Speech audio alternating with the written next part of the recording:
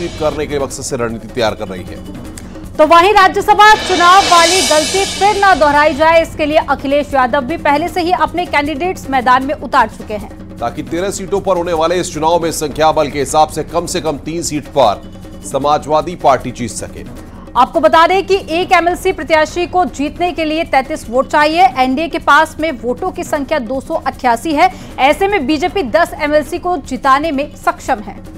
तो वही समाजवादी पार्टी के पास 3 एमएलसी को जिताने के लिए पर्याप्त नंबर है, लेकिन बीजेपी ने 11वां प्रत्याशी उतारा तो मामला फंस सकता है। आपको रिपोर्ट दिखाते हैं।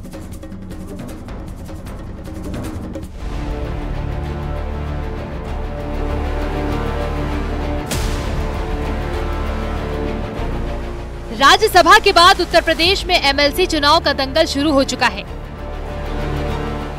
प्रत्याशियों के नाम फाइनल हो रहे हैं और केंद्रीय नेतृत्व से मुहर का इंतजार किया जा रहा है, क्योंकि 13 सीटों के लिए होने वाले इस चुनाव के लिए नामांकन आज से ही शुरू हो गया है और वोटिंग 21 मार्च को होगी।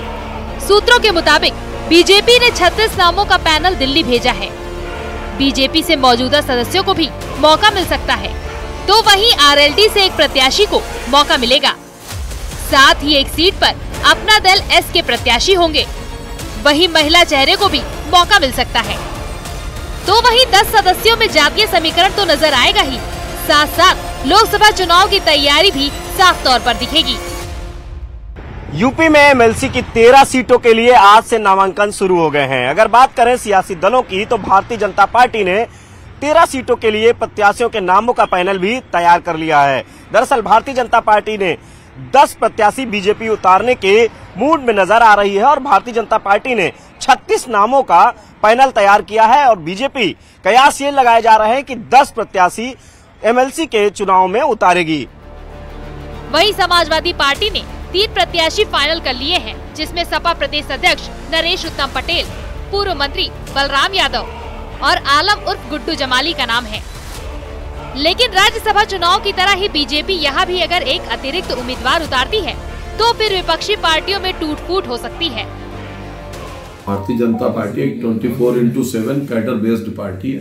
भारतीय जनता पार्टी एमएलसी चुनाव में अपने सम्मानित कार्यकर्ताओं को, जो विभिन्न क्षेत्र में काम करते हैं, विभिन्न वर्ग में काम करते हैं और जिनके कार्यों के अनुसार पार्टी उनको विधान परिषद में समायोजित करती है, मुझे लगता है जल्दी वो लिस्ट आएगी और जल्दी नामांकन होंगे और जल्दी भारतीय जनता पार्टी के कार्यकर्ता इन रिक्त सीटों पर विधान परिषद में सम्मानित होंगे। ये वाले जो चुनाव हो रहे हैं द्विवार्षिक, इसमें एमएलए वोट करते हैं और मैं समझता हूँ लगभग 32 वोट चाहिए होगा एक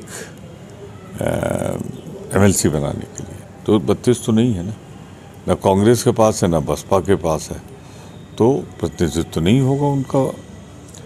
हाँ, जो ग्रेजुएट कॉन्स्टिट्यूंसी होगी, जो चुनाव होंगे टीचर कॉन्स्टिट्यूंसी के, उसमें दलों का प्रतिनिधित्व होगा।